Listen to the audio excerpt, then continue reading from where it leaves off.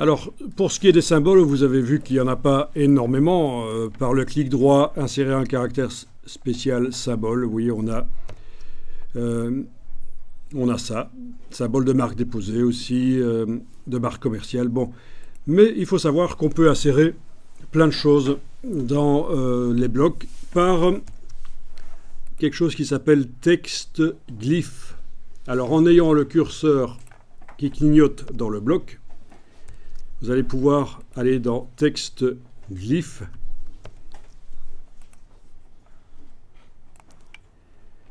Et là, pour chaque police de caractères, vous avez la vue d'ensemble de tous les caractères qu'elle contient. Donc la police de caractères, pour l'instant, c'est Minion Pro ici, chez moi. Toutes les polices sont accessibles par là. Donc c'est la palette glyphes, et en double-cliquant simplement sur un des glyphes, un des caractères, ça va l'insérer dans le bloc, là, à l'endroit où le curseur se trouve. Là, vous pouvez donc gérer ça, et vous avez les glyphes récemment utilisés qui sont accessibles. Vous pouvez faire vos propres jeux de glyphes que vous utilisez souvent. Et donc ça peut être utile pour éviter de devoir se souvenir de la combinaison de touches à enfoncer pour obtenir tel ou tel caractère tout à fait spécial. Mais bon, le signe de copyright, on a réussi à l'avoir, donc pas de problème. On va taper à la suite du signe de copyright. Vous allez taper le nom du photographe. Quel est le nom du photographe pour cette image au fait? Il faudrait que je fasse une recherche sur Google. Pour l'instant, en attendant, je vais indiquer photographe temporairement inconnu. Et par la suite, je remplacerai. Vous savez qu'on peut faire des recherches sur Google avec des images. Un fichier image, je peux l'amener dans Google et il va me retrouver éventuellement quel est l'auteur. C'est la recherche par image dans Google. Bien, donc la police utilisée pour taper ça, tout sauf le signe copyright, la police utilisée, oui, je peux aller modifier sa dimension si je veux, par la palette caractères.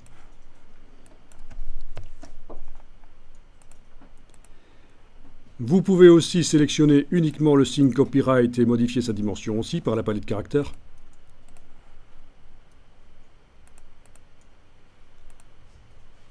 D'accord? Et alors, il va falloir jouer sur la hauteur du caractère par rapport à la ligne de base, parce que vous voyez ce qui se passe ici, il n'est pas en face vraiment. Et vous avez ça, je vous en avais déjà parlé de ça. Donc ça permet de baisser un caractère par rapport à sa position normale sur la ligne de base.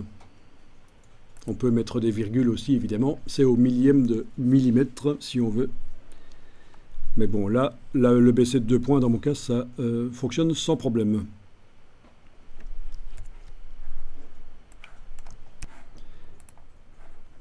Là, je vais agir sur tout le texte. Je peux sélectionner le bloc avec la flèche noire.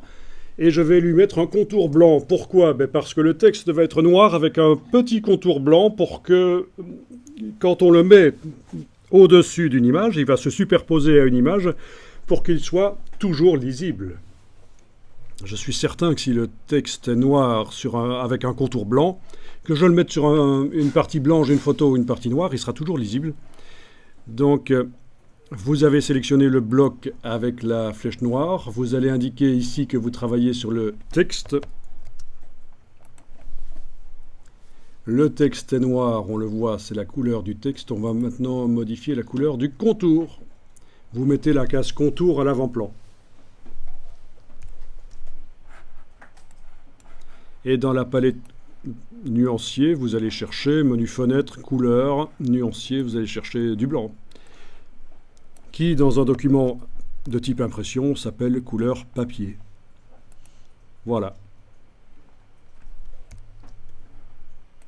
Donc tout le contenu du bloc a un contour blanc. Peut-être un peu trop épais, vous allez pouvoir le modifier par la palette contour, menu fenêtre, contour. Ici, dans la liste, vous avez notamment 0,5 par exemple. voire même un peu moins, 0,25, etc. Voilà. Voilà, ça c'est pour être certain que ce soit lisible sur tout type de fond, d'image.